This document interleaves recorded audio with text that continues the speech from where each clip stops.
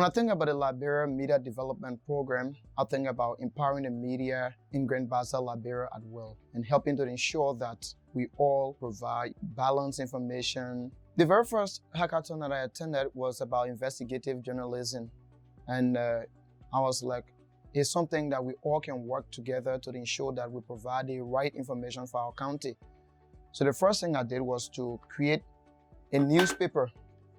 So when I participated in a hackathon in 2019 at Alab campus, it was specifically about, talking about the social media page, how you can create a page, how you can use it to generate funding. And the first thing I did was I created a personal page in my name, and Internews trained us by then. And then they provided a form for us to repost stories. So I use it to do the stories and upload on Ablige TV page. I also use it to do videos around. Sometimes you will see it buffering, sometimes you see it away, but I was never deterred. Today I have over 13,000 followers now. And then later on, I had another opportunity from Internews through Local Voices to go for another training. So I was fortunate to have generated some DSA from there. So the very money I generated, I came and paid for where we are today. Internews and the entire team, I think they are being in Liberia meant well for us. Having it been for them, I don't think I could have had an online television running Grand Bassam for the first time in the history of the county.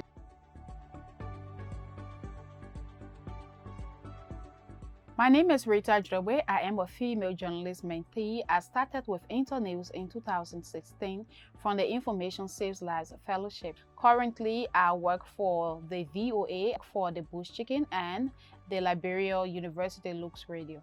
I did not have any professional skill, so Internews gave me my first experience. From there, I learned how to be ethical. On the RMD fellowship program, I had the opportunity to go to several counties in Liberia. That took us to Lofa County. People have to work like 2 days before accessing healthcare. And I made a situation where a year-old child was being buried just because the parents had worked 2 days to get to the only hospital in the nearest town. And when they got there, there was no drug at the hospital. So the child died and the body was being buried at where the facility was.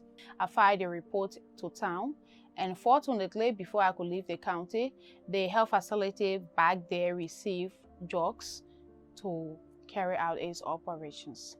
It is very important to support the professionalism of female journalists in Liberia because in all sectors of work you have male dominance. Only a woman will understand the issue of women. So when you have women who are very professional, they know how to go about issues affecting women and children in the society, issues that men will not often go after. They are more or less interested in politics and sports. But when women are empowered, they are going to go after things that are going to make huge impact in the society.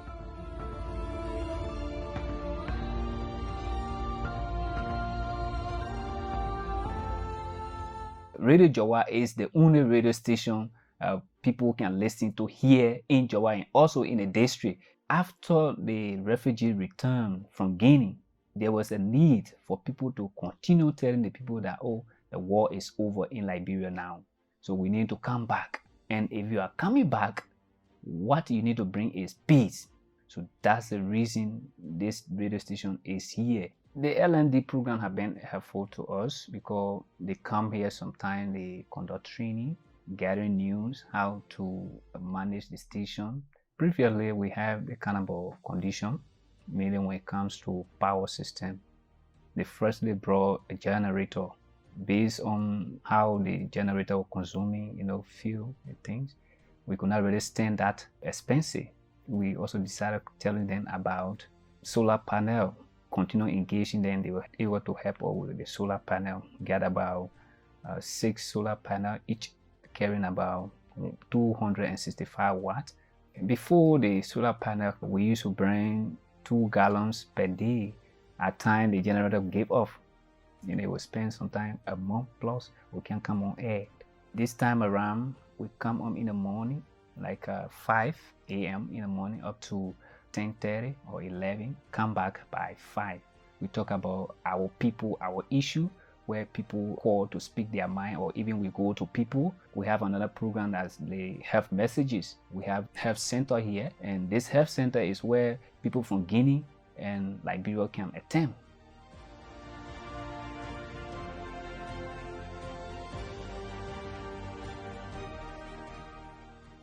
The MRC established by Internews is a regional hub so that people coming from the southeast, Bon and Nema could have access to this place. It was done for radio journalists, and then the students and community dwellers were also incorporated into the program.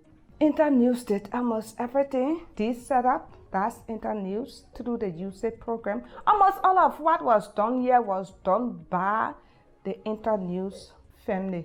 Children as young as 10 years also have access. The affordability of citizens to have access to the computer, not until they came to the YMCA where it was freed, completely free, FREE. Most journalists in the rural area lacks computer, and then they will need the resource center to be able to report to various news outlets in Monrovia and also gather news. Frankie Dodokui, he reported once for Front Page Africa. He also reported for LBS and other local stations.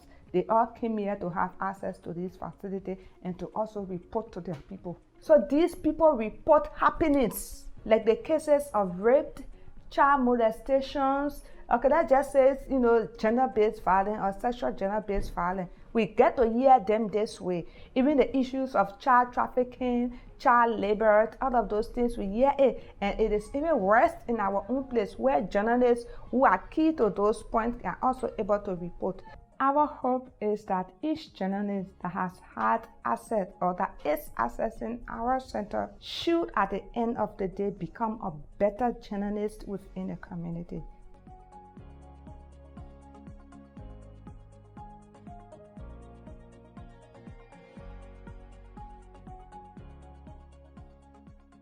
Local Voices is a network of journalists. These journalists work for different media institutions. We are present in every county. So we use this network as a means of lifting the concerns of rural communities. LMD is a game changer.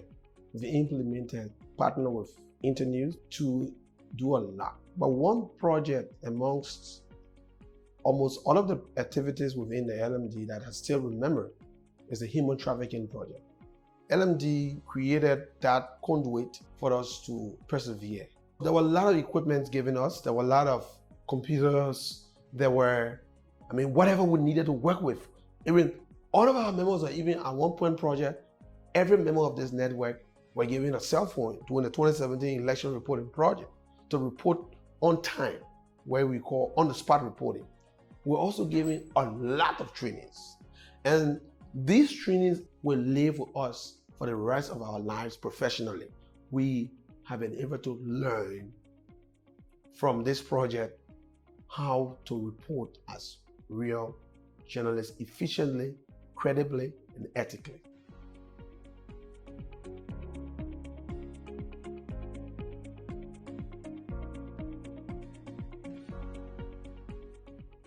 Journalism is truth-telling. So people have to be balanced, accurate, and fair. The LMD will help the union to update the Code of Ethics. The LMD supported us to have National Media Council responsible for the framework to ensure compliance of the Code of Ethics. We have women groups represented. We have a religious community. We got 3 from the media, civil society, fully being supported by Internews, especially during the election process. So 2017 and 2020, they supported us in the democratic process, the debate across the country. And it helped us a lot, especially using all the community radio stations to reach out to the electorate, to properly analyze the comment made by those who wanted to be elected, and then they make an informed decision. All of the activities have made impact, but this tracking of attacks against journalists, that when journalists, people beat journalists or they assault journalists, we track that and publish that, it has made a tangible impact.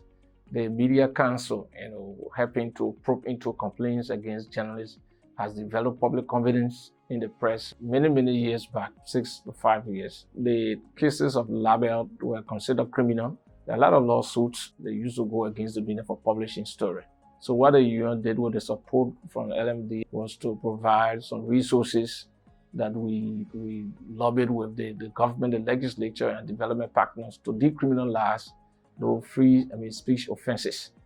So that law now repeal in their entirety.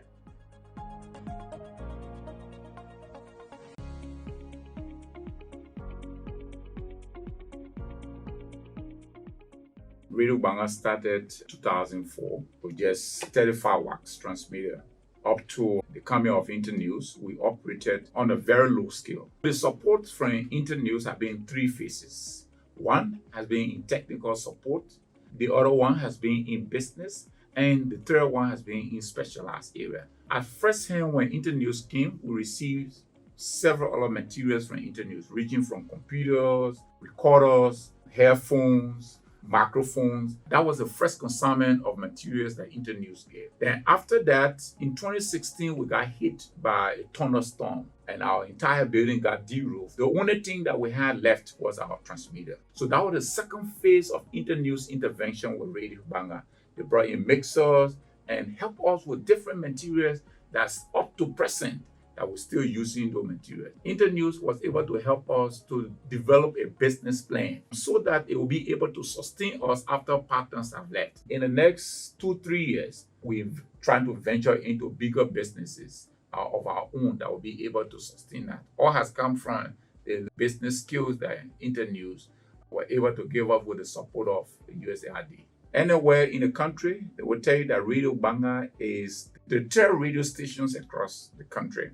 And we are the #1 community radio station in Liberia. If it was not the ideas that we received through the income generation capacity that we have now, we wouldn't have said that we'll be thinking about buying our own transmitter. With those ideas that they give us, we think we can live by it.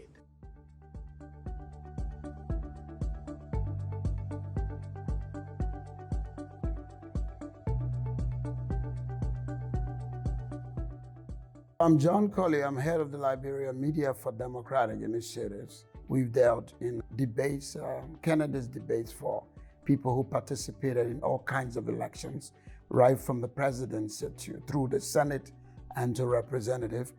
We went to Lofa, Nimba, just about all counties in this country with various projects that we did for the LMD, Internews, USAID, to talk about human trafficking, to talk about elections reform, to talk about human rights abuse, to talk about politics and governance, which means the electoral debates, the candidates debates. Some of the accomplishments we will refer to throughout the 5 years would be that we were able to bring leaders and the people together.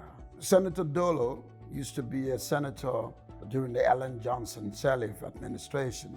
He ran in the last election in Nimba, and he stopped us a few weeks ago and actually thanked us that he was able to meet his constituents for the first time. Remember, he ran before. And the way we did our debates went from community to community. He said to us, he actually felt that the LMD debate had opened up the room for people to talk to their constituents in Ottawa, subjects that can talk back to them about the issues they like. The result of not talking to each other, of keeping too much, not having the space to exchange views, can lead to conflict. And normally it's politics that leads conflict more than any profession in the world.